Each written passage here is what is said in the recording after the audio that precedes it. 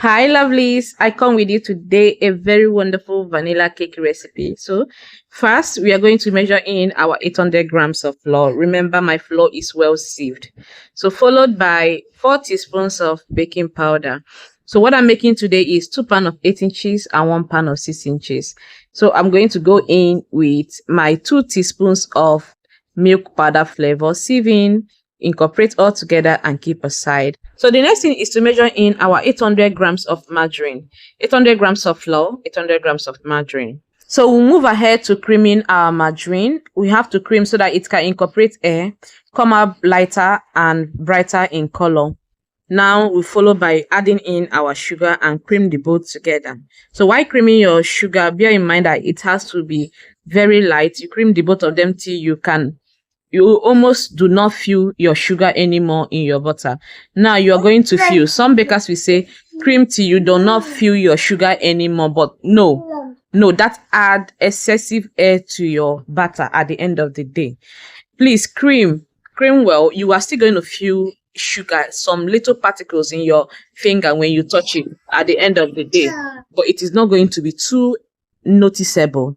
That is the trick. Right, quick one. For you to measure by 1 pan of 8 inches, you measure by 300 grams. 300 grams of flour, 300 grams of margarine. By 6 inches, you measure by 200 grams. 200 grams of flour, 200 grams of margarine. If you're good in calculation, you should understand. You will be able to divide by all this through this tip. So I have to change my mixing bowl because the smaller one is definitely not going to be enough for me to do the final stage of my mixing. Here is another thing, bakers.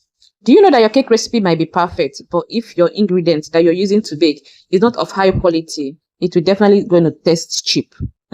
So have you tested a cake that you wondered what this cake baker did differently that you don't do? Believe me, it might be your ingredients.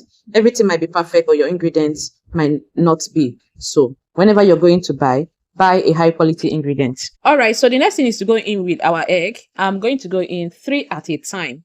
Then I will cream, I will beat the egg just for a little while, a short while, not too long. I'll go in again with another 3. In total, what I'm making use of is 16 pieces.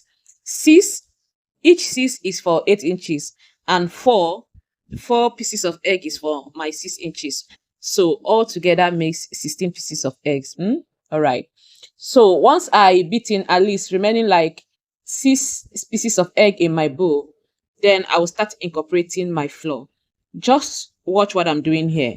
I am not a good illustrator, but at least I believe that this recipe is going to go a long way for you in your baking field, or you are just learning for a home consumption. You will definitely not go wrong with this recipe. So while you're adding your flour, please add bit by bit. Don't choke up your butter, okay? So once you pour in the first, you measure in the first flour, then you can now go in again with another 3 pieces of egg, and then you go in with your butter. Just that way, you incorporate little by little. And while you are using mixer, forget the speed you're seeing in this video. This is on a low speed. I am not even mixing this butter so hard.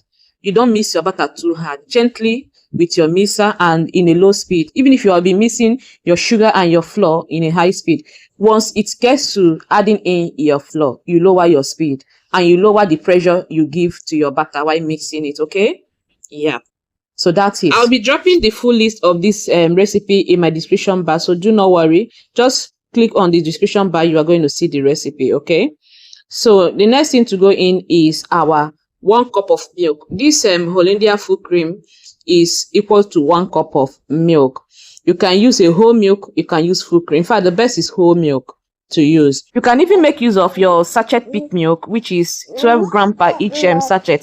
So you can make use of 2 sachets to 1 cup of water if you cannot get your liquid milk, which also helps your cake to last more longer than the liquid milk. So I'll go in now with my flavor. This is my vanilla flavor and my butterscotch. So I almost fill my 1 tablespoon with my vanilla and then added in the butterscotch. Then I went in again with 1 teaspoon of almond flavor and 1.5 tablespoon of my milk emulsion. Man, you see this combination is a blow. I'm going to list everything in my description bar. This combination is a blow. If you taste your cake, it's going to be wow.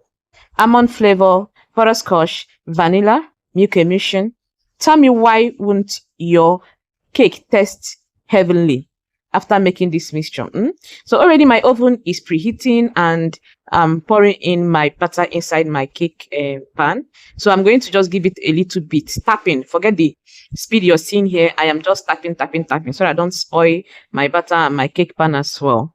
So after that, I baked my cake within 45 minutes. I use a fabricated oven, and for that reason, I don't even know how to tell you what degree it should bake with. Fabricated oven is a total difference of its own, so I can't give you what range to bake with at this moment. So try and test how many degrees your cake bake with, your oven bake with, sorry, and then you go by that. Please do well to give this video a thumbs up, drop me a kind comment, subscribe to my channel for more amazing videos.